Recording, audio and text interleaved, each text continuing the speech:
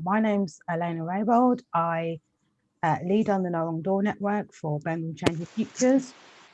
We decided to have these sessions for frontline staff to find out more about some of the organisations that are part of No Wrong Door. And it's not just for organisations that are part of No Wrong Door, it's for anybody, any frontline staff that refer to agencies, support agencies across Birmingham. And one of the things that we thought would really be useful, if there were questions and answers between services, and also a chance to ask specific questions to the services yourself, and which will happen in the breakout room. So what we're first going to have is Gemma from Waits is going to ask some questions to NACRO. NACRO are going to answer those questions, and then we're going to split up into a breakout room where you can ask some more specific questions to NACRO about their service. So without further ado, I am going to pass over to Gemma, who's going to start asking some questions. Hi everyone, afternoon. So, hi NACRO, thank you for agreeing to do this. What is NACRO designed to do? Sorry, I was on mute. NACRO, there's a few different services. Some of them offer vocational courses, pre-vocational courses, but the NACRO that's based in Birmingham, we primarily offer like supported housing and support with move-on plans. So that could be anything from when they're released from prison, we meet them at the property, and then we could help them sign up to benefits. We help them find doctors, we help them find dentists. If they've got issues such as mental health or drug and alcohol, we sign them up with CGL. Sometimes, well, before lockdown, we used to accompany them to appointments, but that's not always, because we do try and promote independence. So we might go to the first one or two, but then we do try and encourage them to go alone. Brilliant, thank you. And what is your referral criteria?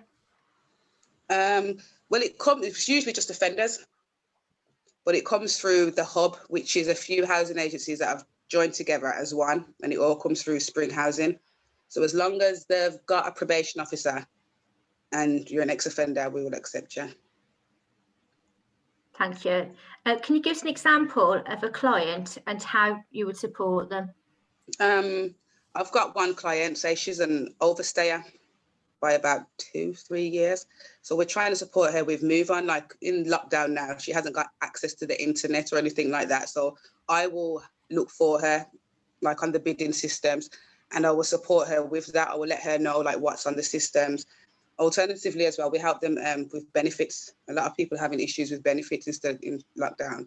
Also getting things like food parcels. A lot of people are struggling, and linking them up with agencies, especially like mental health been a big one in lockdown. Especially we've got a few vulnerable clients who they're really feeling the pressure, so to speak. So it's just like keeping in regular contact with them. We do that. Sometimes we have to do more phone calls with a particular client than others.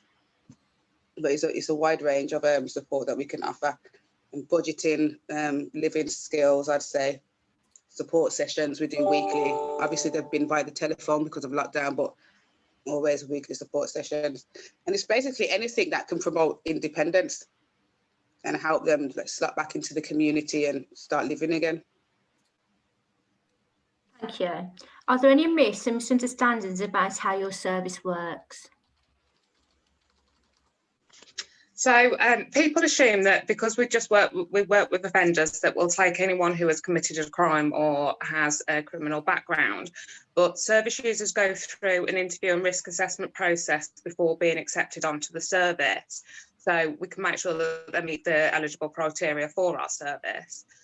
Some people's risks may be too great, for example, if they've got a particularly violent offence or behaviour, so the risks are too high to loan work, or if the service user is an active drug user, say if they have a big heroin addiction that might affect the communication between us, we might refer them to CGL, keep their referral, and then keep it for if the circumstances then change, so we can take them on after the fact of them getting some help from a substance misuse support service.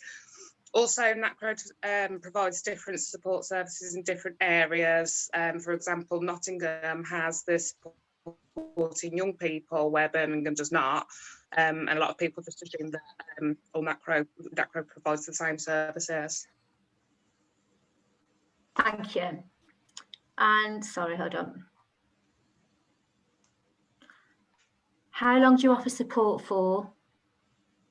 So our contracts are for up to 2 years, but as you say, as Michelle says, there are sort of overstayers that we try and get moved on as soon as possible. But during that 2-year period, if 6 months down the line they're ready to move on, don't need any more support of us, we can close them down then. Brilliant, thank you.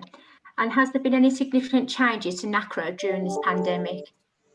Yes, so our base office at Challenge House is currently closed. We do have to go in now and again, but we have to book in. So if we need to print any of our work off, so just making sure that we're there, cleaning everything that we've touched, face mask, hand sanitizer. So just making sure we clean down everything that we use. Floating support can go into a service user accommodation if it's under exceptional circumstances, so if there's an emergency, but at the moment it's be socially distant doorstop visits, just making sure they're okay. But as Michelle said, most of our support is conducted over the phone at the moment, but as you say, as the government rules and policies change, so do ours, so it's sort of different every month.